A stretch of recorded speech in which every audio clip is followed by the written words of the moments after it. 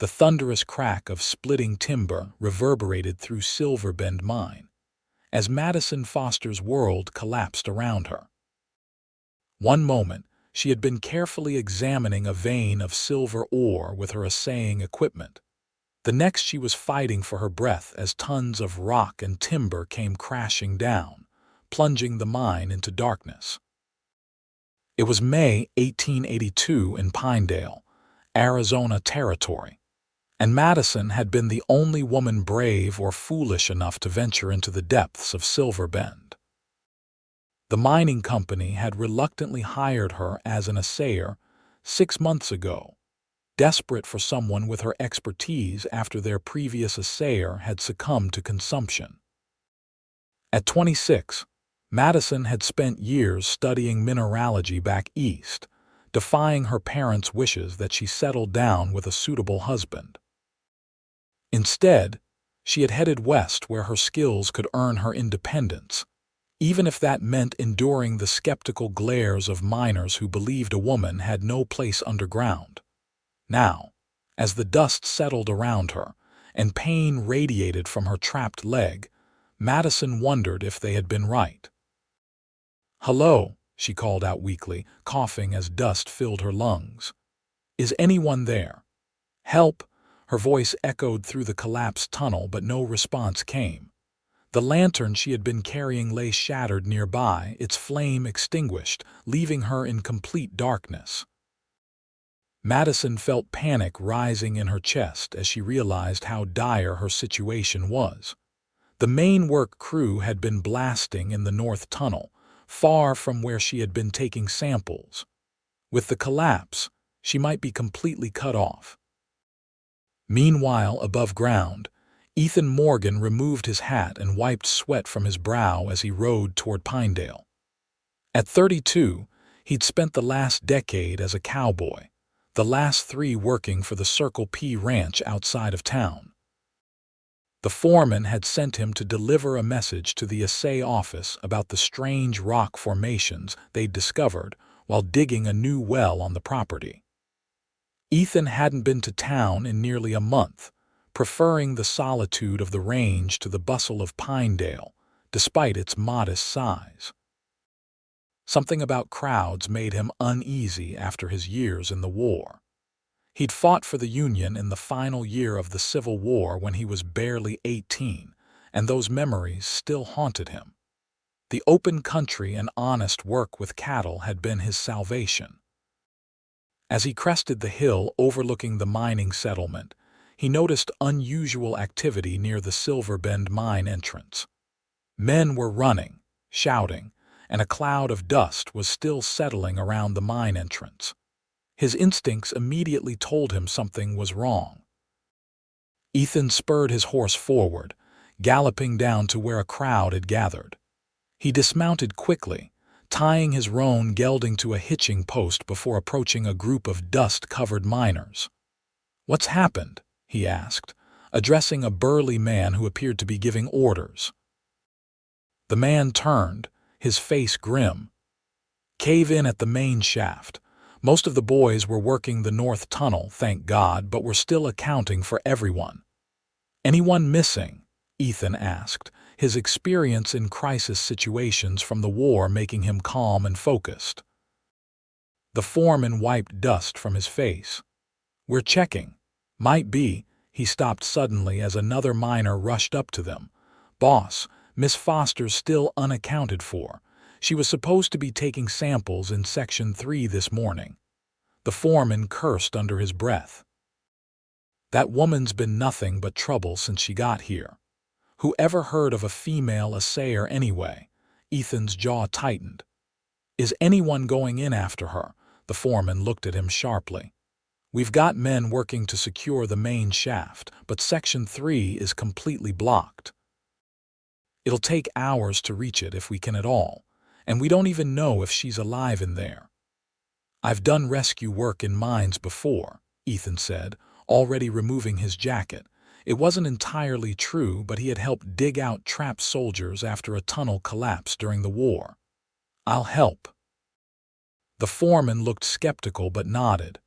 "We need every able body. "Johnson, get this man some gear." Within minutes, Ethan was outfitted with a hard hat, lantern, and tools. The mine entrance was partially cleared, allowing rescuers to enter the main shaft. The air was thick with dust and the smell of broken earth, reminding Ethan of battlefields long past. Section 3 is about 400 yards in, then left at the fork, Johnson explained as they entered the mine. That's where the collapse is worst. Ethan nodded, adjusting his grip on the shovel as they made their way deeper into the mountain. The lantern light cast eerie shadows on the walls, and he could hear the ominous creaking of support beams under strain. Inside the collapsed section, Madison had managed to free her leg, though she winced with pain whenever she tried to put weight on it. Her initial panic had given way to methodical thinking. As an assayer, she knew mines better than most men who worked them, understanding the geology and structure. She had been mapping the entire Silverbend operation for months. Using her knowledge, Madison had determined that she was in a relatively stable pocket, though completely cut off. She tore strips from her petticoat to bind her injured leg, then carefully felt around the debris until she found her small canteen of water, miraculously intact. In the pitch darkness, she tried to remember the layout of this section, calculating possible escape routes. "They'll come," she whispered to herself. "Someone will come." Hours passed as Madison drifted between alertness and a hazy semi-consciousness. The pain in her leg throbbed and the air was growing increasingly stale. She had rationed her water, taking only small sips to combat the dust in her throat. To keep her mind occupied, she recited geological formations and mineral compositions, clinging to the knowledge that had brought her west. Outside, the rescue effort had intensified. Ethan worked tirelessly alongside the miners, his shirt soaked with sweat as they cleared rubble and reinforced unstable sections. The going was painfully slow, with each removed stone potentially triggering another collapse. "We should be getting close to Section 3, Johnson said after they had been working for nearly 4 hours. "But this next part looks bad, could take another couple hours to break through safely." Some of the miners were showing signs of fatigue, their movements slowing. A few suggested they should wait for more reinforcements from the neighboring mine before continuing. Ethan leaned against his shovel, catching his breath. "How much air would someone have in there?" Johnson shrugged. "Depends on the pocket size." "Section 3 has some bigger chambers, but with the dust and the collapse." He didn't finish his sentence. Ethan looked at the pile of rubble blocking their path. "I'm going to keep going." "We all are," the foreman said, appearing behind them, "but we do it smart. No heroics that bring the whole mountain down on our heads." They worked methodically, setting timber supports as they progressed. Ethan's muscles burned with the effort, but he refused to stop. Something drove him forward, perhaps the thought of someone trapped in darkness, waiting for rescue, just as he had once waited for help that never came during the war when his unit had been pinned down for days. Madison was startled from her daze by a faint sound. She listened intently, unsure if her mind was playing tricks on her. Then she heard it again, the distant clink of metal on stone. "Hello," she called out, her voice hoarse. "I'm here. I'm in Section 3, the sounds continued, growing slightly louder. Hope surged through Madison, giving her renewed strength. She began tapping a rock against a metal tool she had found, creating a rhythm that might help rescuers locate her. Ethan froze, holding up his hand to silence the others. "Listen." The men fell quiet, and in the silence, they heard the faint metallic tapping. "Someone's alive in there," Ethan said, a smile breaking through his dust-covered face. The news energized the rescue party. They began working with fresh vigor, carefully but more quickly removing debris. Ethan positioned himself at the front, digging with determined focus. "We're coming," he shouted toward the rubble. "Hold on." Inside her stone prison, Madison sobbed with relief when she heard the distant voice. "I'm here," she called back. "Be careful. The west wall seems unstable." Her warning reached the rescuers, who adjusted their approach, avoiding the area she had indicated. Madison's knowledge of the mine's structure, even in her trapped state, was saving precious time and possibly lives. After another hour of careful digging, Ethan's shovel broke through to an open space. He immediately dropped to his knees, widening the hole with his hands. "Hello," he called through the opening. "Can you hear me?" "Yes," Madison's voice was clearer now. "I'm about 10 feet from you near the south wall." Ethan turned to the others. "We need to widen this enough to get through. She's alive." They worked feverishly, and within 30 minutes had created an opening large enough for a person to crawl through. Ethan volunteered immediately. "I'll go," he said, already preparing to enter the hole. "I can assess her condition and help her out if possible." The foreman nodded. "Be careful in there, Cowboy. If anything shifts, get out fast." Ethan took a deep breath and crawled into the opening, dragging a small lantern with him. The space was tight, with jagged rocks scraping against his back as he inched forward. After several tense moments, he emerged into a larger pocket where his lantern illuminated a scene that took his breath away. A woman sat propped against the south wall, her face smudged with dirt but her eyes bright and alert. Her auburn hair had come loose from its pins, falling around her shoulders in waves. Despite her disheveled state and obvious injury, she carried herself with dignity. "You're not a miner," were her first words to him, her voice tinged with surprise. Ethan smiled as he moved carefully toward her.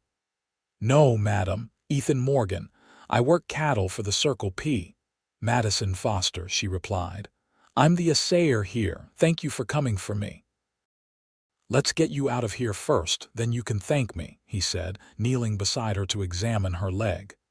"How bad is it?" Madison grimaced. "Broken, I think. I managed to free it from under some debris, but I can't put weight on it." Ethan nodded, already formulating a plan. "I'll need to carry you. The tunnel we've cleared is narrow, but it should work if we're careful." He called back to the rescue team, informing them of Madison's condition and requesting additional support for the extraction. Then he turned his attention back to her. "You've held up well," he said softly, genuine admiration in his voice. "Most people would have panicked in your situation." Madison gave a weary smile. "Panic doesn't solve problems. Knowledge and clear thinking do." She gestured to some markings she had scratched into the rock wall. "I've been mapping possible weak points in case I needed to try digging myself out." Ethan studied the markings, impressed by her methodical approach. This was no helpless damsel. Madison Foster was a woman of substance and intelligence. The rescue took another hour of careful maneuvering. Ethan carried Madison through the narrow tunnel on his back, both of them inching along while communicating constantly. When they finally emerged into the main shaft, the miners cheered. Madison was quickly transferred to a makeshift stretcher, but she reached out to grasp Ethan's hand before they carried her away. "Thank you," she said simply, her eyes conveying what words couldn't. Ethan nodded, suddenly aware of how filthy and exhausted he was. "Just glad you're safe, Miss Foster." As they carried Madison out of the mine, Ethan followed closely behind.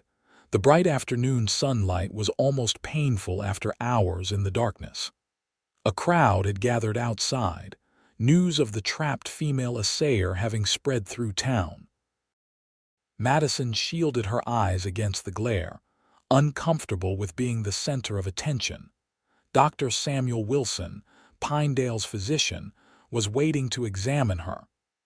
"Let's get her to my office right away," he ordered as the stretcher-bearers emerged. Madison looked back at Ethan, who stood quietly watching as they prepared to take her away. Their eyes met briefly before she was carried toward the doctor's buggy. The town's hotel proprietor, Mrs. Abigail Jenkins, approached Ethan as he watched the buggy depart. "You look like you could use a hot bath and a meal, young man," she said kindly. "The hotel's offering both free to all the rescuers today." Ethan nodded gratefully. "Thank you, madam. I might take you up on that." After cleaning up and having a hearty meal, Ethan found himself drawn to Dr. Wilson's office to check on Madison. He told himself it was just common courtesy he'd want to know about anyone he'd helped rescue, but deep down, he knew there was more to it. Something about Madison Foster had captured his attention in a way no woman had in years. The doctor's office was quiet when he arrived, the evening light casting long shadows through the windows. Dr. Wilson himself answered Ethan's knock, looking tired but satisfied. "Mr. Morgan, isn't it?" "Come in," the doctor said. "Miss Foster is resting comfortably. The leg is broken, as she suspected, but it's a clean break. I've set it, and with proper care she should recover fully." "That's good news," Ethan said, relief evident in his voice. "Is she? Can I see her?" Dr. Wilson studied him for a moment, then nodded. "Briefly. She's been asking about you, actually." He led Ethan to a small recovery room where Madison lay on a bed, her legs splinted and elevated. She looked much improved after being cleaned up, though fatigue was evident on her face. Her auburn hair had been neatly braided, highlighting the delicate features that dust and darkness had partially obscured in the mine. "Your cowboy's here to see you," Dr. Wilson announced, causing Madison to blush slightly. "He's hardly my cowboy, doctor," she corrected, but her eyes brightened when she saw Ethan. The doctor chuckled. "I'll leave you two for a few minutes. Miss Foster needs her rest, mind you." When they were alone, an awkward silence fell between them. Ethan stood uncomfortably by the door, hat in hand, until Madison gestured to a chair beside the bed. "Please sit. You must be exhausted after today." Ethan sat, placing his hat on his knee. "How are you feeling?" "Better than I have any right to, thanks to you," she said. "Doctor Wilson says I was fortunate. The break is clean and I didn't lose much blood." "You're tougher than most men I know," Ethan said honestly. "The way you kept your wits about you down there, that's something special." Madison looked down, a small smile playing at her lips. "I've had to be tough to survive in this profession. Men don't exactly welcome a woman into their mining operations." "Their loss," Ethan said. "From what I saw of your markings down there, you know your business." They talked easily for the next few minutes, discovering they had more in common than might have been expected. Both had come west seeking a fresh start. Madison to escape the limited options for educated women in the East. Ethan to leave behind the memories of war that had haunted him in his Kentucky hometown. "Dr. Wilson says I'll need to stay off this leg for at least 6 weeks, Madison said eventually, frustration evident in her voice. "I can't afford that kind of time without work." "The mining company won't hold your position?" Ethan asked. Madison's laugh was bitter. "They barely wanted to hire me in the first place. I'm sure they'll see this as the perfect opportunity to replace me with a man." Ethan frowned. "That's not right." "It's the way things are," Madison said with a shrug that didn't quite hide her disappointment. "I've been fighting against the way things are my entire life." Before Ethan could respond, Dr. Wilson returned, announcing that Madison needed rest. Ethan rose reluctantly, promising to check on her again soon. As he walked back to the hotel in the growing dusk, Ethan found himself thinking about Madison's predicament. He hardly knew her, yet he felt compelled to help. Perhaps it was just gratitude for the connection. He'd felt down in that mine, the first real connection he'd experienced with another person in years. The next morning, Ethan rode out to the Circle P to report back to his foreman. After explaining the situation at the mine and delivering the original message about the rock formations, he approached the subject that had been on his mind. "Jim, I was wondering if I might take some time," he said carefully. "There's a situation in town I'd like to help with." Jim Harrison had been running the Circle P for 15 years and had a reputation for being fair but demanding. He eyed Ethan curiously. "This wouldn't have anything to do with that female assayer you helped rescue, would it?" News traveled fast in small communities. Ethan didn't bother denying it. "She's going to lose her position because of her injury. Doesn't seem right after what she's been through." Jim considered this. "We're coming into the quiet season. I can spare you for a bit, but I'll need you back for the fall drive." "That's all I'm asking," Ethan said, grateful for the understanding. "Must be quite a woman to get you interested in town life again," Jim observed with a knowing look. "You've been avoiding Pinedale like it had the plague these past few years."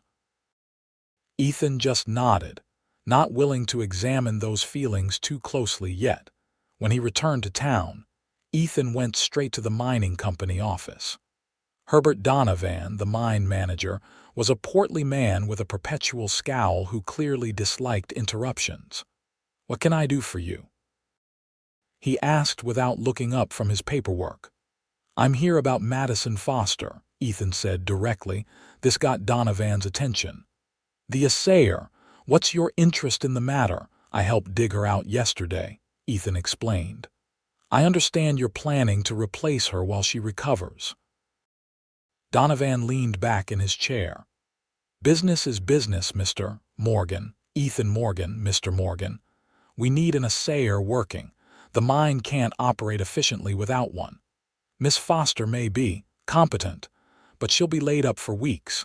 We've already telegraphed for a replacement." "What if she could still do the work?" Ethan suggested. "Not going into the mine, obviously, but analyzing samples brought to her," Donovan laughed dismissively. "And how would that work? She can hardly move around." "I could bring her the samples," Ethan said, the idea forming as he spoke. "I've arranged time off from the Circle P. I could act as her assistant, bringing samples, delivering reports." "And why would you do that for a woman you barely know?" Donovan's tone suggested he saw impropriety in the arrangement. Ethan's eyes hardened. "Because it's the decent thing to do, Mr. Donovan. Miss Foster nearly died in your mine, and she's the best assayer this operation has had, from what I hear."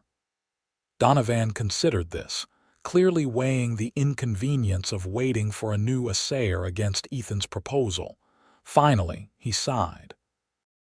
"Fine, we'll give it a trial run. 1 week. If it works out, she can keep her position until she's recovered fully." He fixed Ethan with a stern look.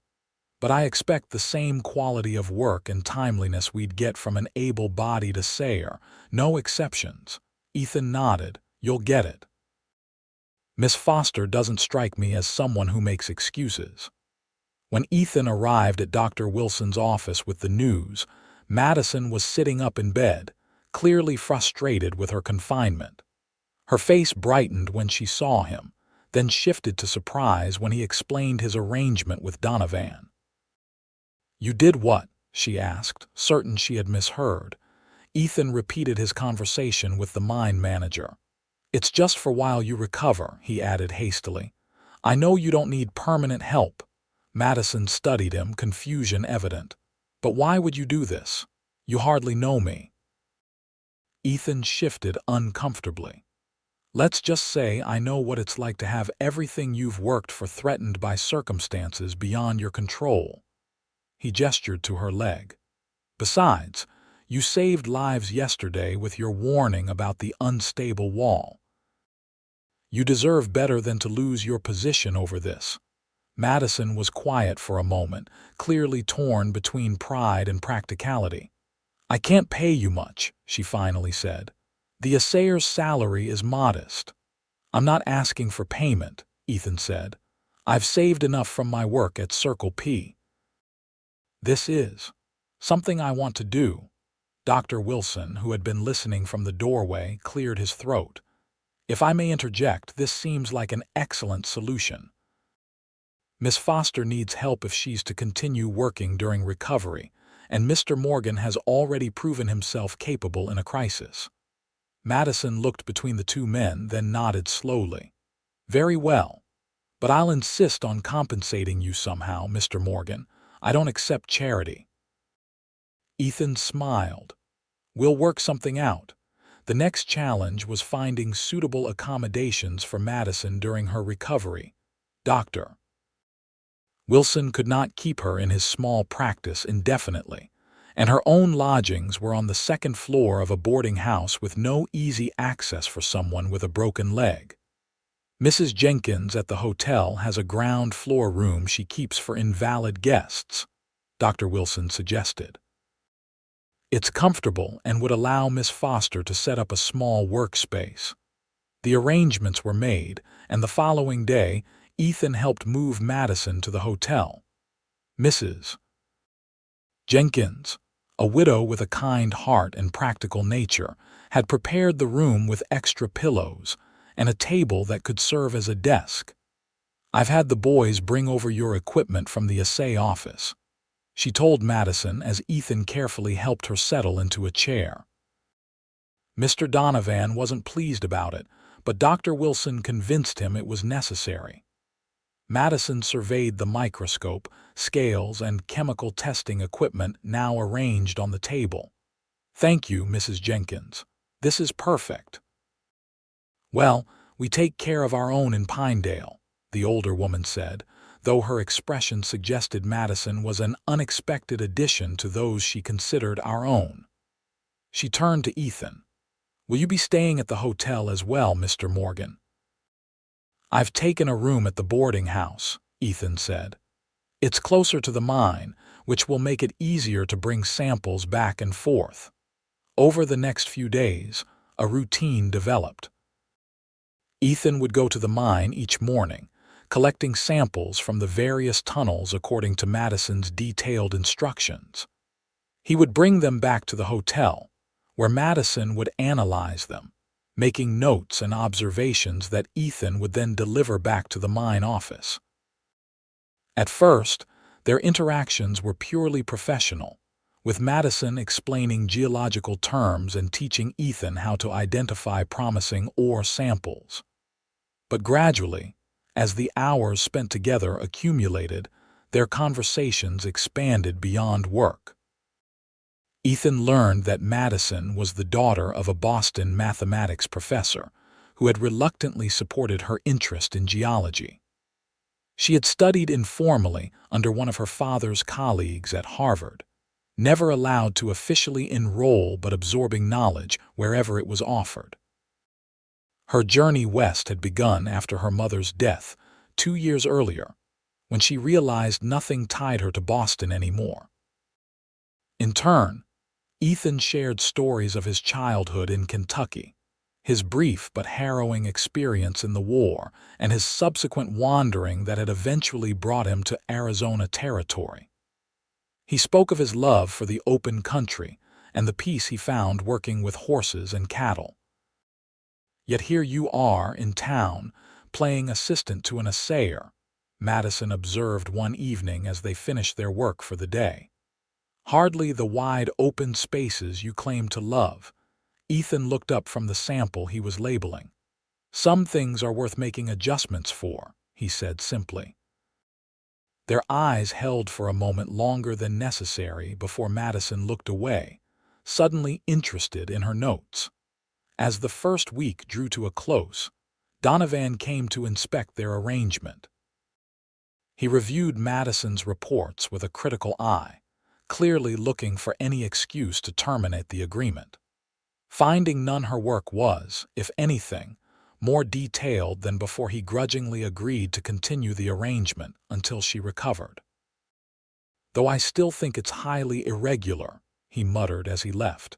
Thank you, Madison said to Ethan after Donovan had gone. I know you didn't have to do any of this. Ethan shrugged.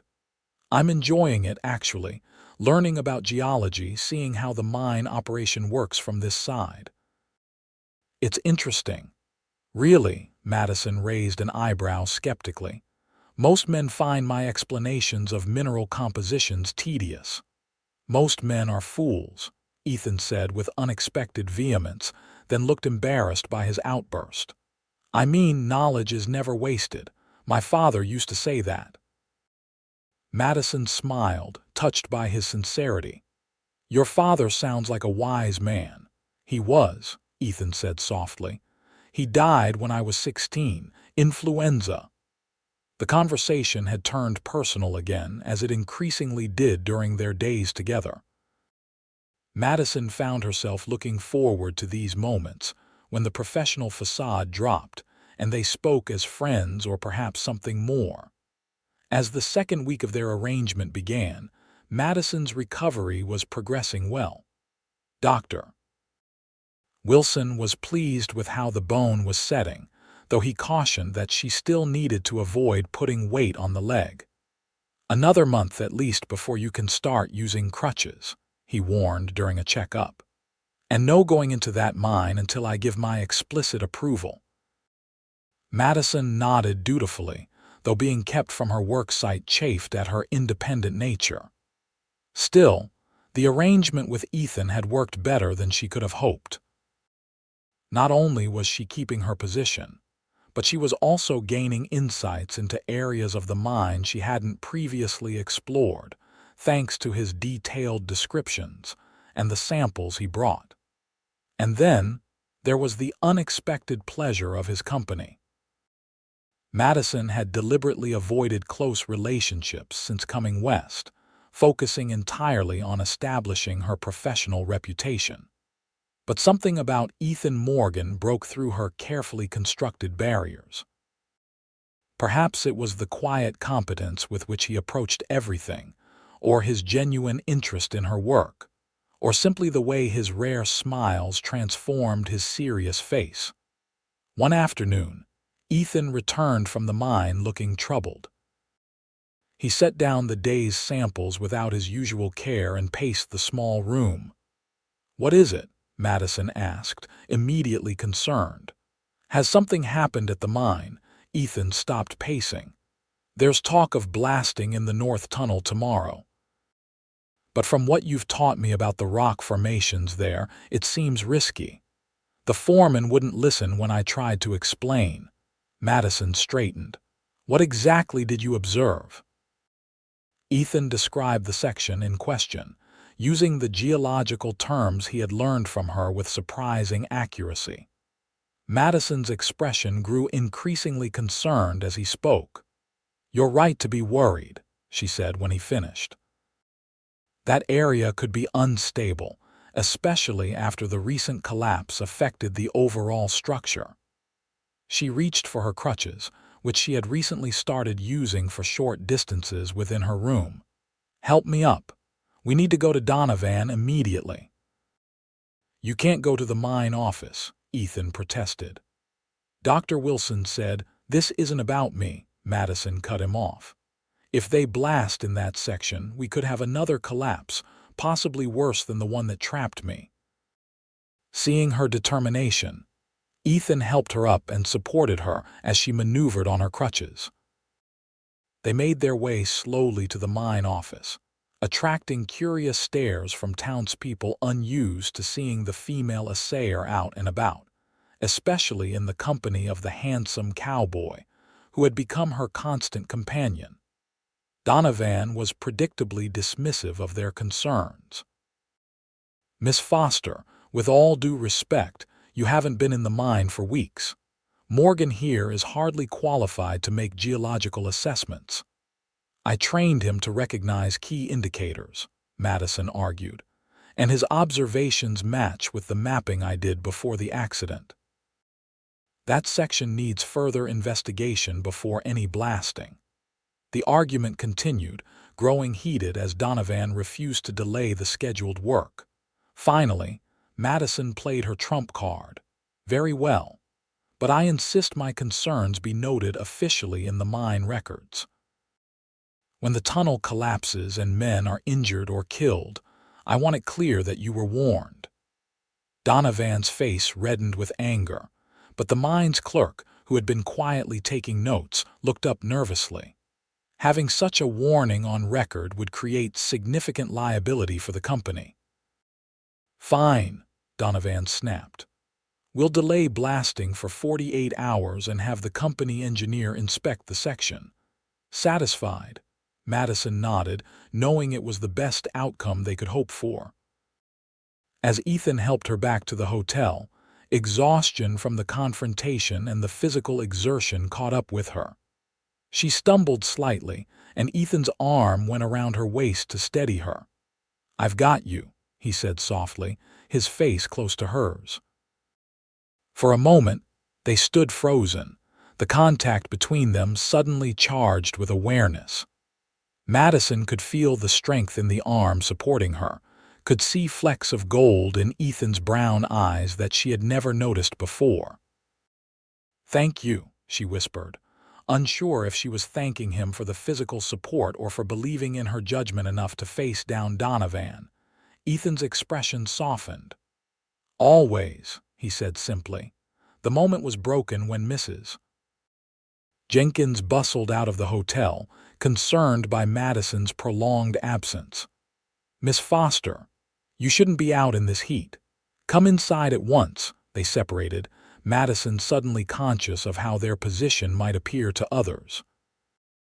As Ethan helped her back to her room, both were quiet, processing the moment of connection they had shared. The following day, the company engineer inspected the north tunnel section and confirmed Madison's concerns. The blasting was postponed indefinitely, and additional supports were ordered for the area. Word spread quickly through the mining community that the female assayer had potentially saved lives with her warning, despite being confined to her sick. This incident marked a turning point in how Pinedale viewed Madison Foster. No longer merely a curiosity, a woman in a man's profession, she became someone the miners actively respected. Several stopped by the hotel to thank her personally, awkwardly removing their hats and speaking in hushed tones as if visiting a church. It also marked a turning point in Madison's relationship with Ethan. The shared victory and the moment of connection outside the mine office had shifted something between them. Their conversations became more personal, their glances held longer, and an awareness hummed in the air whenever they were together. One evening, after they had finished the day's work and shared a meal brought by Mrs. Jenkins, Ethan lingered longer than usual. They sat by the window, watching as the sun set behind the mountains, painting the sky in brilliant oranges and pinks. "I've been thinking," Ethan said, breaking a comfortable silence. "When you're fully recovered and don't need my help anymore, would you consider? That is, I'd like to call on you properly." Madison looked at him, surprised by the formal request. "Call on me." Ethan's fingers tapped nervously on his knee. "Yes, with intentions that go beyond our current arrangement. Courtship, you mean," Madison said, finding his uncharacteristic awkwardness endearing. "Yes," he said, meeting her eyes directly now. "I've come to care for you, Madison. More than I expected to care for anyone again." Madison felt warmth spread through her chest at his words. In the weeks they had worked together, Ethan had become essential to her in ways that went far beyond his role as her assistant. His quiet strength, his intelligence, his respect for her work all had combined to make him someone she couldn't imagine her life without. "I would like that very much," she said softly. "Though I should warn you, I'm not the conventional type of woman most men seek to court." Ethan smiled, relief evident on his face. "I noticed that about you the moment I found you mapping escape routes in a collapsed mine. It's one of the things I admire most." Their courtship began with small gestures. Ethan brought wildflowers he found on his trips to and from the mine. Madison shared her favorite books with him, delighting in his thoughtful observations. In the evenings, when the day's work was done, they would talk for hours, learning the contours of each other's lives and dreams. The town watched their developing relationship with interest. Some, like Mrs. Jenkins and Dr. Wilson, were supportive, seeing the positive effect they had on each other. Others, particularly some of the more traditional townswomen, gossiped about the impropriety of their arrangement. Madison's reputation as an oddity, a woman who chose career over marriage, had already set her apart. Now her close association with Ethan, despite its initially professional nature, gave the gossips fresh material. "People are talking," Madison mentioned one evening after Mrs. Jenkins had obliquely referenced some comments made at the church social. Ethan looked up from the book he was reading. "Does that bother you?" Madison considered the question. Throughout her life, she had faced disapproval for her choices, pursuing education instead of domestic arts, traveling west alone, taking a man's position. She had developed a thick skin out of necessity. "Not for myself," she said honestly, "but I worry it might affect you. Your standing in the community." Ethan set aside his book and moved to sit beside her. "Madison, I've never much cared what people think. I wouldn't be here if I did." His hand found hers, their fingers intertwining naturally. The simple contact sent warmth up her arm and into her chest. "Besides," he continued, his voice dropping to a more intimate tone, "the people whose opinions I value understand what we've found together." Madison looked at their joined hands, then up at his face. "And what have we found, Ethan?" Instead of answering with words, Ethan leaned forward and kissed her gently. It was a question as much as an action, giving her every opportunity to pull away. But Madison found herself responding, her free hand rising to rest against his cheek as the kiss deepened. When they parted, both slightly breathless, Ethan rested his forehead against hers. "Something worth fighting for," he whispered in answer to her question. As Madison's recovery progressed and she began to move around more easily with crutches, they expanded their activities beyond her hotel room. Ethan would help her to the hotel's veranda in the evenings, where they would watch the town's comings and goings. On Sundays, he escorted her to church, steadfastly ignoring the curious glances and whispers their appearance together caused. 4 weeks after the mine collapse, Dr. Wilson declared Madison fit enough for short outings, provided she used crutches and didn't overexert herself. To celebrate, Ethan planned a picnic on a gentle slope overlooking Pinedale, where they could see the mountains beyond. "It's not exactly how I pictured our first proper outing," Madison said as Ethan helped her from his wagon. "I had hoped to be free of these crutches by now." "We have time for many outings," Ethan assured her, spreading a blanket on a patch of level ground beneath a juniper tree. "This is just the beginning." The afternoon was perfect warm sunshine tempered by a gentle breeze, a simple but delicious meal of cold chicken, bread, cheese, and apple pie that Mrs. Jenkins had helped prepare, and conversation that flowed as easily as it always did between them. As they finished their meal, Madison gazed out at the view. From this vantage point, she could see the entrance to Silverbend Mine, where her life had nearly ended and, paradoxically, where this new chapter had begun. "I've been offered a position," she said suddenly, turning to look at Ethan. "The mining company's head office in Denver sent a letter yesterday. They want me to train as a senior assayer, overseeing operations for several mines in the territory." Ethan was quiet for a moment, absorbing this news.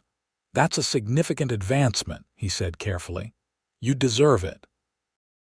"It would mean leaving Pinedale," Madison continued, watching his reaction closely. "Moving to Denver initially for training, then possibly traveling between mining operations." "I see." Ethan's expression was unreadable. "When would they want you to start?" once I'm fully recovered. Another month, perhaps. Madison took a deep breath. I haven't given them my answer yet. Ethan nodded, his gaze dropping to the blanket between them. It's a remarkable opportunity, the kind you came west for. Yes, Madison agreed, but circumstances have changed since I came west. My priorities have evolved. Ethan looked up, meeting her eyes. Madison, I would never ask you to give up your ambitions for me. I know you wouldn't, she said softly. That's one of the reasons I've come to love you. It was the first time either of them had spoken the word, though the feeling had been growing between them for weeks. Ethan's breath caught visibly, his eyes widening. You love me? He asked, as if needing confirmation. Madison smiled, suddenly nervous but certain. Yes, I do. Ethan moved closer, taking her hands in his. I love you too, Madison, more than I thought possible. He kissed her then, a kiss filled with all the emotion of his declaration. When they parted, he kept her hands in his expression serious. If Denver is where your future lies, we'll find a way to make it work, he said. I could find ranch work there or something else. What matters is that we're together. Madison's heart swelled at his willingness to uproot his life for her. What about your position at Circle P? I thought you loved it there. I do, Ethan admitted. But I love you more. And there are ranches near Denver too. Madison considered this, turning over possibilities in her mind. What if there was another option? One that wouldn't require either of us to give up what we love. Ethan tilted his head questioningly. What are you thinking? The letter mentioned they're considering establishing a permanent regional assay office to serve the smaller mines that can't afford their own assayers. It would require less travel, and I could potentially suggest Pinedale as a location. Madison squeezed his hands. It would mean a slight delay in advancement, but the role would still be more senior than my current one. Hope flickered in Ethan's eyes. You'd consider that, staying in Pinedale. This place has become home in ways I didn't expect, Madison said, glancing out at the town below. And not just because of you, though you're a significant part of it. I've earned respect here, made a difference. That matters to me. Ethan's smile was radiant. Then we write to Denver and make your case for Pinedale. Together. Their plan took shape over the following days. Madison drafted a proposal for establishing the regional assay office in Pinedale, citing the town's central location relative to several smaller mining operations in the area. Ethan helped refine the arguments, drawing on his knowledge of the territory gained during his years as a cowboy. When the proposal was complete, they sent it to Denver with Madison's conditional acceptance of the promotion. Then began the anxious wait for a response. During this time, Madison's recovery continued to progress. By the 6th week after the accident, she was able to walk short distances with a cane, though longer excursions still required crutches. Dr. Wilson was pleased with her healing but continued to forbid her from entering the mine. The uneven ground and poor lighting would be too risky, he insisted during one checkup. Another fall could undo all our good work. Madison accepted this restriction with more grace than she might have before. Her relationship with Ethan had taught her to value patience, to see that some journeys couldn't be rushed. Their courtship continued to deepen, with Ethan now officially calling on Madison several evenings a week. They attended social gatherings together when Madison felt up to it, gradually becoming accepted as a couple by most of Pinedale's residents.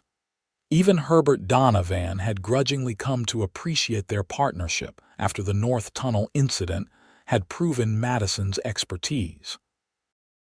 When another potentially dangerous situation arose in the mine, he actually sought out her opinion, coming to the hotel with maps and samples for her to examine.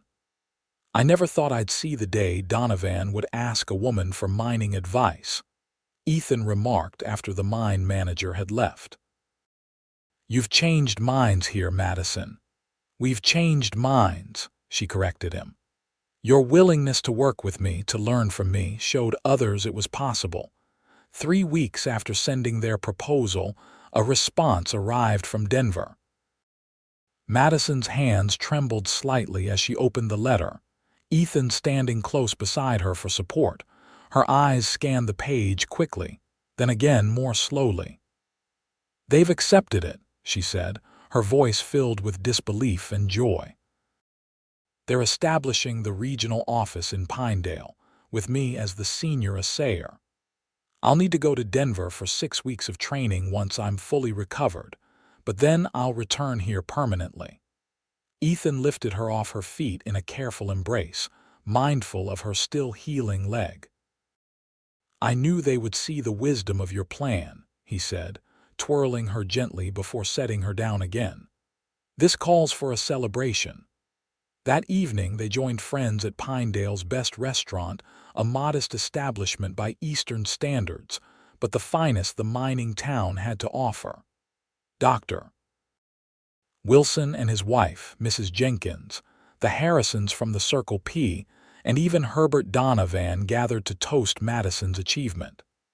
"To Madison Foster," Dr. Wilson proposed, raising his glass, "whose brilliance outshines even the silver in Silverbend mine." The others echoed the toast, and Madison blushed at the attention. Under the table, Ethan's hand found hers, a silent reminder of his presence and support. As the evening wound down and their friends began to depart, Ethan suggested a short walk. The night was warm, the stars brilliant in the clear Arizona sky. Madison, wearing her best dress and using only a cane now, felt almost like her old self as they strolled through Pinedale's quiet streets. They reached a small park at the town's edge, where a bench overlooked a creek that provided water for the settlement. The moon's reflection shimmered on the gently flowing water, and cricket song filled the air around them. "It's beautiful," Madison said as they sat on the bench. "I've been so focused on what's beneath the ground, I sometimes forget to appreciate what's above it." Ethan smiled. "That's why we complement each other so well. You see the treasures hidden in stone, I notice the patterns in stars." They sat in comfortable silence for a few moments, enjoying the night and each other's company. Then Ethan shifted slightly, turning to face her more directly. "Madison, these past weeks have been the happiest of my life," he began, his voice soft but steady. "Finding you in that mine. It was like finding a part of myself I didn't know was missing." Madison's heart began to race as she recognized the serious tone in his voice. "I feel the same way," she said. "You've become essential to me, Ethan." He took her hand, his touch gentle but sure. "I know our courtship has been unconventional, just as our meeting was, but I've never been more certain of anything than I am of my love for you." From his pocket, Ethan withdrew a small velvet box. Opening, it revealed a ring with a modest but beautifully cut diamond set in silver. "This silver came from Silverbend," he explained. "I asked Donovan for a small piece from the section where I found you. A jeweler in Tucson crafted it when I traveled there last week." Madison gasped softly, touched by the thought he had put into the ring's creation. "Madison Foster, will you marry me?" Ethan asked, his eyes reflecting the starlight above them. "Will you build a life with me here in Pinedale, combining your work in the mines and mine on the range?" Tears welled in Madison's eyes as she nodded. "Yes," she whispered. "Yes, Ethan Morgan, I will marry you." He slipped the ring onto her finger, then drew her into a gentle embrace. Their kiss was filled with promise, sealing the commitment they had just made. As they walked back to the hotel, Madison leaning lightly on Ethan's arm, she marveled at how dramatically her life had changed in just a few months. The mine collapse that had nearly claimed her life had instead led her to the man she would marry, and a career advancement she had only dreamed of. "What are you thinking?" Ethan asked, noticing her contemplative expression. Madison smiled up at him. "I'm thinking about how sometimes what seems like disaster can actually be the beginning of something wonderful, like a cave in bringing a cowboy and an assayer together." Ethan suggested with a smile.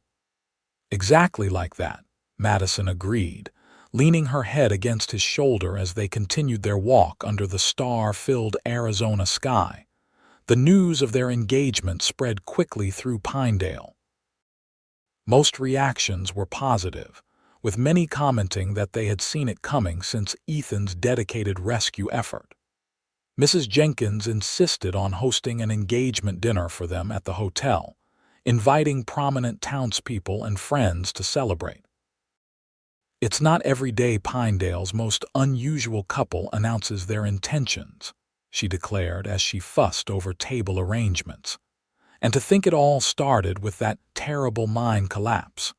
The Lord works in mysterious ways indeed." Planning for the wedding began in earnest, though they agreed to wait until after Madison's training in Denver. She would leave in 2 weeks, once Dr. Wilson gave final approval for travel, and return to Pinedale after the 6-week course. "We could marry in the spring," Madison suggested as they discussed dates, "when the wildflowers are blooming on the hillsides." Ethan agreed, though he admitted the wait would be difficult. "These 6 weeks you'll be in Denver will feel long enough," he said, "but I understand why waiting for spring makes sense." The prospect of their separation loomed over their remaining time together. Ethan arranged with Jim Harrison to take Madison to Denver himself, planning to stay for a few days to ensure she was comfortably settled before returning to his duties at Circle P. The night before their departure, they sat together on the hotel's veranda, watching the sunset paint the mountains in golden light. Madison's leg had healed enough that she now walked with only occasional use of her cane, another milestone in her recovery. "I have something for you," Ethan said, reaching into his pocket.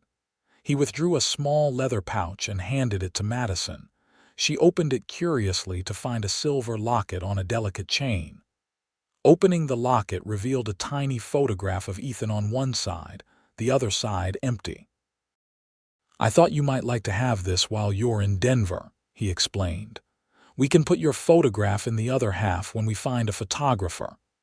Madison was deeply touched by the gesture.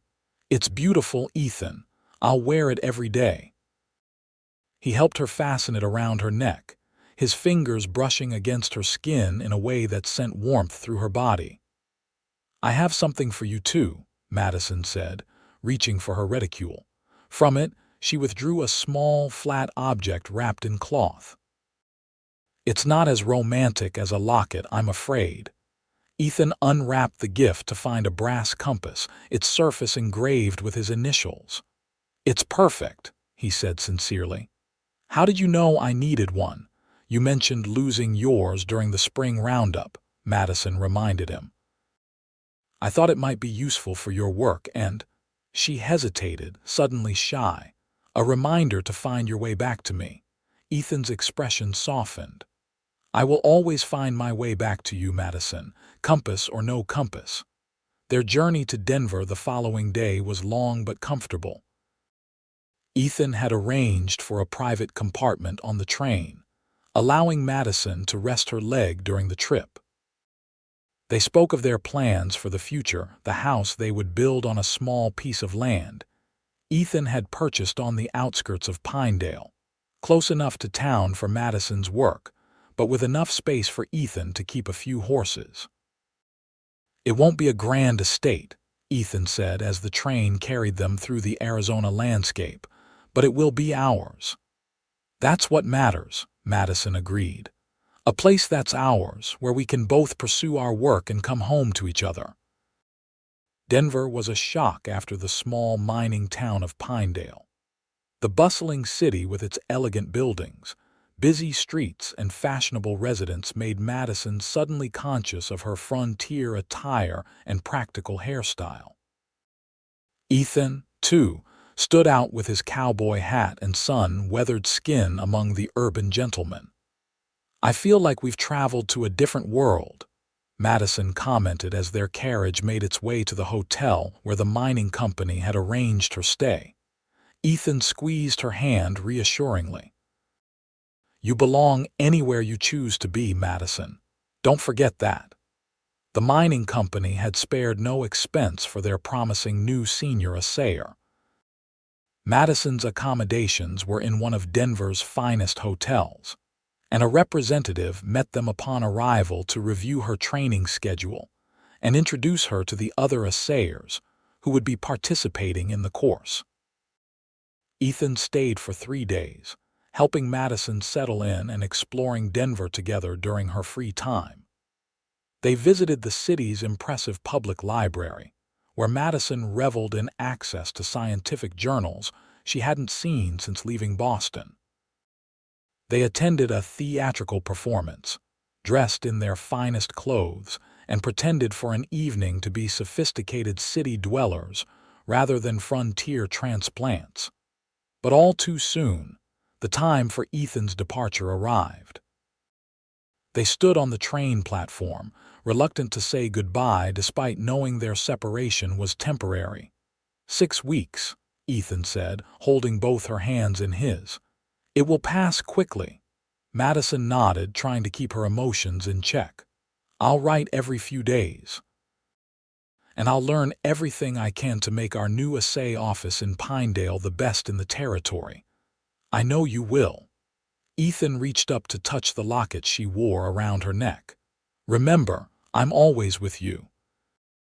Their farewell kiss was bittersweet, filled with love but tinged with the knowledge of their impending separation. As the train pulled away from the station, Madison stood watching until it disappeared from view, her hand clutching the locket at her throat. The 6 weeks of training were intensive but rewarding. Madison absorbed new techniques for mineral analysis, learned about the business side of mining operations, and networked with other assayers from across the Western territories.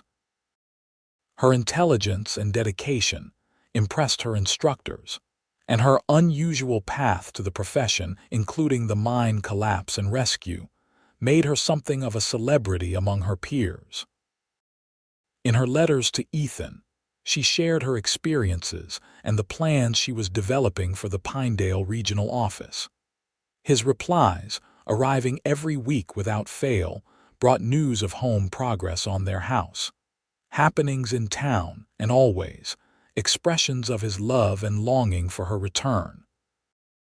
While Denver offered intellectual stimulation and professional advancement, Madison found herself missing Pinedale's smaller scale and familiar faces.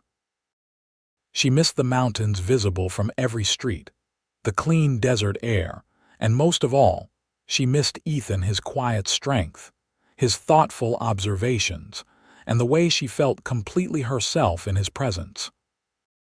When the training course ended with a formal ceremony where each participant received their certification, Madison felt a mixture of pride in her accomplishment and impatience to return home. Home, the word now firmly associated in her mind with Pinedale and, more specifically, with Ethan. The journey back seemed twice as long without his company, but the anticipation of their reunion sustained her through the hours of travel. When the train finally pulled into Pinedale's small station, Madison's heart raced as she scanned the platform for Ethan's familiar figure.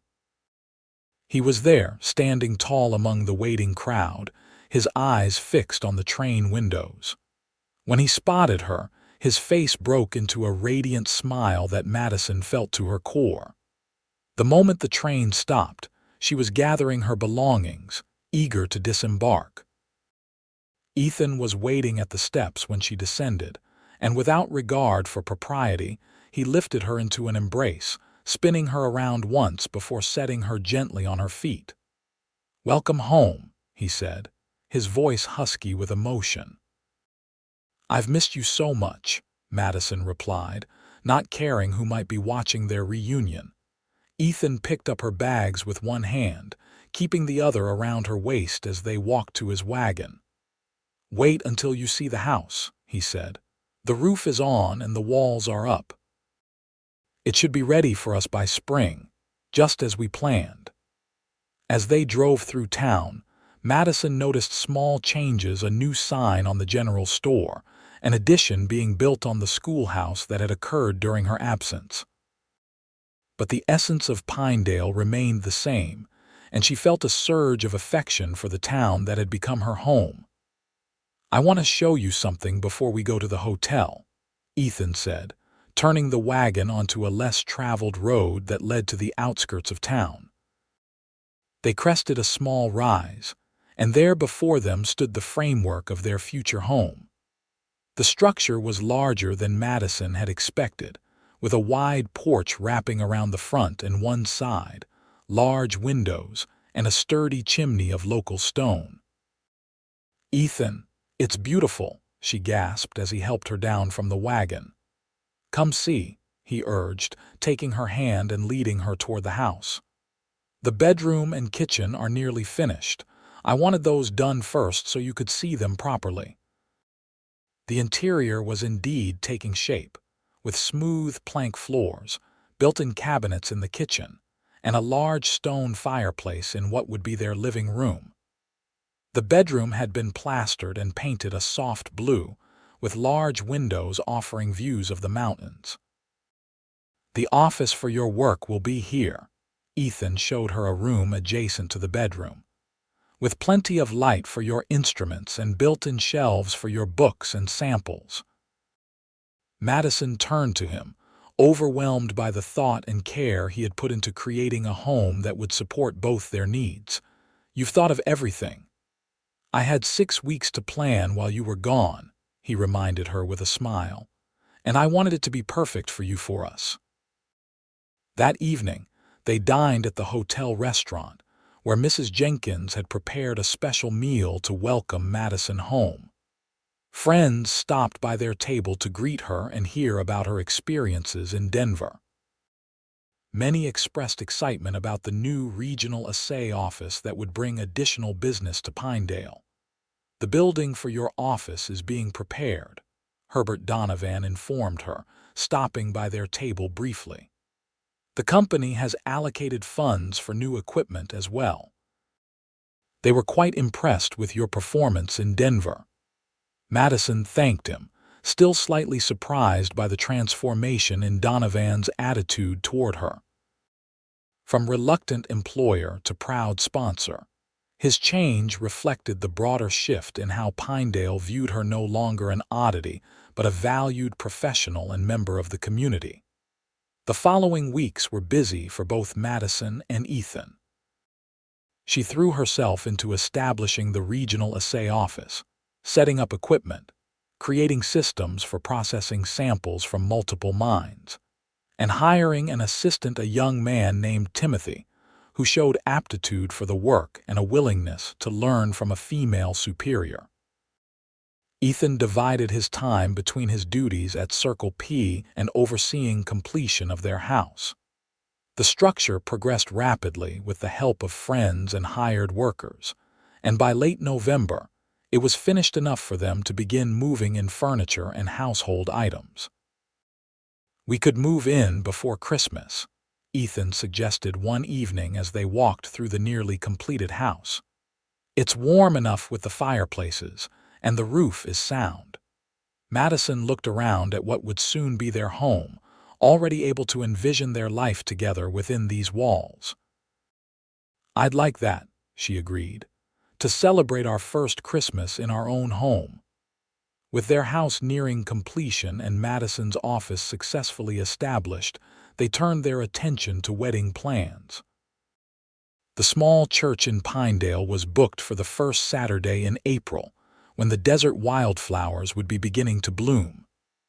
Madison wrote to her father in Boston, inviting him to travel west for the ceremony, and was delighted when he replied that he would come. "He's bringing my Aunt Charlotte too," she told Ethan after receiving her father's letter. "I think he's nervous about traveling so far alone." "I look forward to meeting them," Ethan said sincerely. "Your father's letters sound like he's a remarkable man." Madison had been touched by the correspondence that had developed between her father and her fiancé. Despite never having met, the two men had established a rapport through letters, finding common ground in their love for Madison and shared interests in literature and history. As Christmas approached, Madison and Ethan moved into their new home, filling it with furniture both purchased and handcrafted by Ethan. The house quickly took on a character that reflected both of them, Madison's scientific instruments and books alongside Ethan's practical tools and the Western artwork he admired. Their first night in the house was magical. After a simple dinner cooked on their new stove, they sat before the fireplace, watching flames dance over the pine logs Ethan had cut himself. "It feels like a dream," Madison said, leaning against Ethan's shoulder. "A year ago, I never would have imagined this." "What did you imagine?" Ethan asked, his arm around her shoulders. Madison considered the question. "A career, certainly, recognition for my work, but I thought those things would come at the expense of this." She gestured to encompass their home, their closeness. "I didn't think I could have both. And now I know better," she said, turning to face him. "Thanks to you." Ethan's kiss was tender, filled with the promise of their future together. When they parted, he rested his forehead against hers. "4 more months," he murmured. Madison nodded, understanding his meaning. Though they lived in the same house now, they maintained separate bedrooms in deference to propriety, at least until their wedding. It wasn't always easy, with desire simmering between them, but both respected the boundary they had set. Christmas in their new home was everything they had hoped for. They decorated with pine boughs and red ribbons, and Ethan surprised Madison with a small pine tree cut from the foothills, which they adorned with homemade ornaments and candles. On Christmas Eve, they hosted a small gathering for their closest friends, Dr. Wilson and his wife, Mrs. Jenkins, the Harrisons from Circle P, and Timothy from the assay office. The house was filled with warmth, laughter, and the delicious aromas of Madison's cooking. "A toast," Jim Harrison proposed, raising his glass. "To Ethan and Madison, proof that sometimes the finest treasures are found in the unlikeliest places." "To finding treasures," the others echoed, glasses clinking. Later, after their guests had departed and they sat alone by the fire, Ethan presented Madison with his Christmas gift, a beautifully crafted wooden case for her scientific instruments. "I made it myself," he said, as she ran her fingers over the smooth wood and precise joinery. "Each compartment is sized for specific tools. It's exquisite," Madison breathed, deeply touched by the hours of work the gift represented. "Thank you." Her gift to him was a handsome leather-bound journal, its pages filled with her neat handwriting. "It's a record of our story," she explained as he leafed through it. "From the mine collapse to now, I thought we might continue it together, adding to it through the years." Ethan looked up from the journal, his eyes suspiciously bright. "This is the most meaningful gift anyone has ever given me," he said softly. Their kiss beneath the candlelit tree sealed their first Christmas together, and strengthened their anticipation for the spring wedding that would begin their formal life as husband and wife. Winter passed in a rhythm of work and domesticity. Madison's regional assay office flourished, attracting business from mines throughout the area. Her reputation spread, bringing occasional visitors from as far as Tucson and Flagstaff who sought her expertise. Ethan continued his work at Circle P while also establishing a small horse breeding operation on their property. He had an eye for good horseflesh and a gentle way with the animals that impressed even experienced ranchers. Their home became a gathering place for friends and colleagues, with Madison often hosting informal scientific discussions in the parlor while Ethan talked ranching on the porch. Their different worlds merged comfortably, each supporting the other's interests and work. As April approached, wedding preparations intensified. Madison's father and aunt arrived a week before the ceremony, staying at the hotel but spending most days at Madison and Ethan's home. Professor John Foster was initially reserved, still adjusting to the idea of his scholarly daughter living in the Western Territories. But he warmed quickly to Ethan's intelligence and obvious devotion to Madison. "He's not what I expected," Professor Foster confided to Madison as they walked through town one afternoon. "When you wrote that you were marrying a cowboy, I confess I had concerns." Madison smiled. "And now I see why you love him," her father said. "He's a man of substance, not just strength. I approve heartily, my dear." The day of the wedding dawned clear and beautiful, with a gentle breeze carrying the scent of spring blossoms. Madison dressed in the hotel room where she had stayed during her recovery, assisted by her aunt and Mrs. Jenkins. Her gown was simple but elegant ivory silk with delicate embroidery that she had worked on herself during the winter evenings. "You look radiant," Aunt Charlotte declared as she secured Madison's veil. "Your mother would be so proud." Madison touched the locket Ethan had given her, which she wore beneath her gown. "I wish she could be here," she said softly. "She is, in her way," her aunt assured her. "In your courage, your determination, your capacity for love. Clara lives on in you, Madison." A knock at the door announced her father's arrival to escort her to the church. Professor Foster's eyes filled with tears when he saw his daughter in her bridal finery. "My beautiful, brilliant girl," he said, offering his arm. "Shall we?" The small church was filled to capacity, with everyone from prominent citizens to miners and ranch hands gathered to witness the union of the assayer and the cowboy. Wildflowers decorated the altar and pews, their colors vibrant against the whitewashed walls. Ethan waited at the altar, looking handsome and somewhat nervous in a new suit. When Madison appeared at the church entrance on her father's arm, a collective murmur of appreciation rose from the congregation. But Ethan saw only her, his expression transforming from nervousness to pure joy as she walked toward him. The ceremony was simple and heartfelt. They exchanged vows they had written themselves, promising to support each other's dreams, to face life's challenges together, and to love faithfully through all the years to come. When they exchanged rings, his a plain gold band, hers matching the engagement ring with its silver bend silver, their hands were steady, their voices clear. "I now pronounce you husband and wife," the minister declared. "What God has joined together, let no one put asunder." Ethan's kiss was gentle but filled with promise, a beginning rather than a culmination. As they turned to face their friends and family, now officially Mr. and Mrs. Morgan, the church erupted in applause and cheers. The celebration continued at their home, where tables had been set up in the yard, and a feast prepared by the women of Pinedale awaited the guests.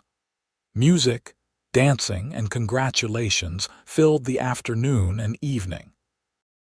Madison and Ethan moved through it all in a daze of happiness, hardly believing that their journey from mind collapse to marriage had finally reached this milestone. As the sun began to set, casting golden light over the gathering, Ethan pulled Madison aside for a moment of privacy on their porch. "Happy, Mrs. Morgan?" he asked, his arms around her waist.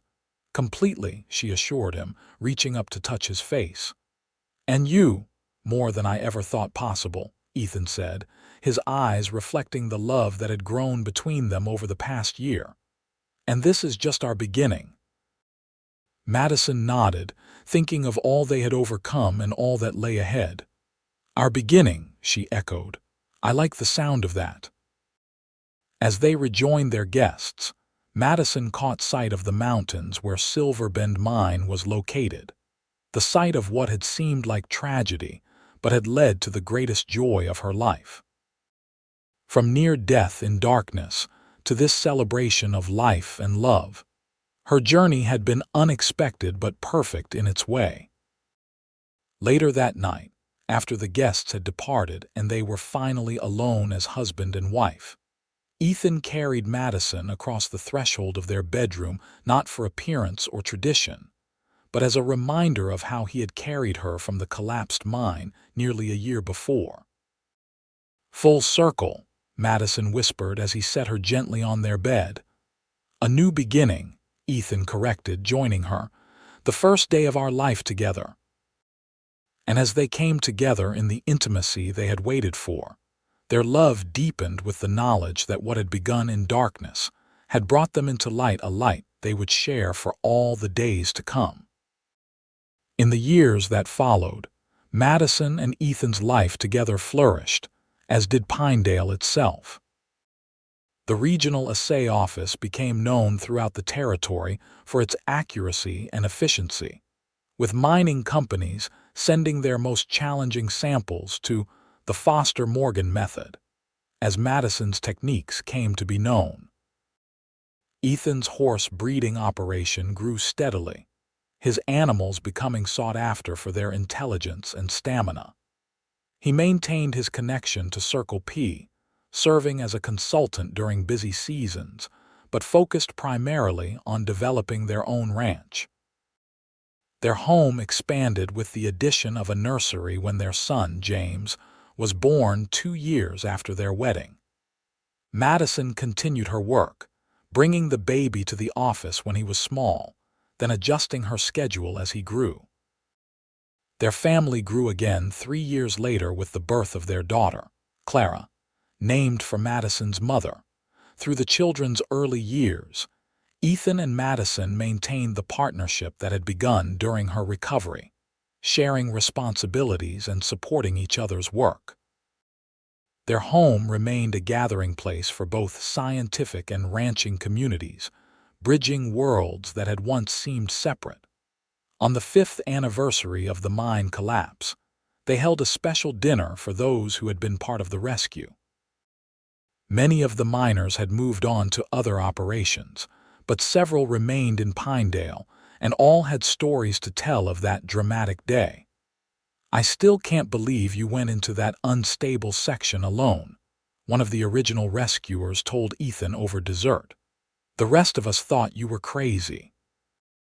Ethan glanced at Madison, who sat with their daughter on her lap while their son played nearby. "Best decision I ever made," he said simply. Later, after the guests had gone and the children were asleep, Ethan and Madison stood on their porch, looking up at the star-filled sky. The silver locket still hung around Madison's neck, now containing tiny photographs of their children alongside Ethan's image. 5 years, Madison mused. "Sometimes it feels like yesterday. And sometimes it feels like we've always been together," Ethan added, his arm around her shoulders. "As if everything before was just preparation for finding you." Madison leaned into his embrace, thinking of the unlikely path that had brought them together and the life they had built. From a collapsing mine to a thriving family and dual careers, their journey had defied expectations and conventional wisdom. "I was thinking," Ethan said after a comfortable silence, "about expanding the eastern pasture for a few more horses, and maybe adding another room to the house." Madison looked up at him, recognizing the tone in his voice. "Another room," Ethan smiled, his expression both hopeful and questioning. "James and Clara might appreciate a new brother or sister someday, if you wanted." Madison's heart filled with love for this man, who had never once asked her to choose between her professional ambitions and their family life, who had instead found ways to make room for both. "I think that's a wonderful idea," she said, reaching up to kiss him beneath the Arizona stars. "On both counts." As they stood together, planning their future with the same partnership that had characterized their years together, Madison thought again of the mine collapse that had nearly taken her life. That darkness had led to love, family, fulfillment, and a home filled with both intellectual pursuit and emotional warmth. Sometimes, she reflected, what seems like disaster is merely the difficult birth of something beautiful. Like silver being refined through fire, emerging stronger and more precious than before. Ethan seemed to read her thoughts as he often did. "No regrets?" he asked softly. Madison shook her head, meeting his gaze with certainty. "Not one. Every moment, even the frightening ones, brought us here. And here is exactly where I want to be." Their kiss sealed that certainty. A promise renewed under the vast western sky, a promise of partnership, respect, and enduring love that had begun in the unlikeliest of circumstances, but would continue, strong and true, for all their days to come.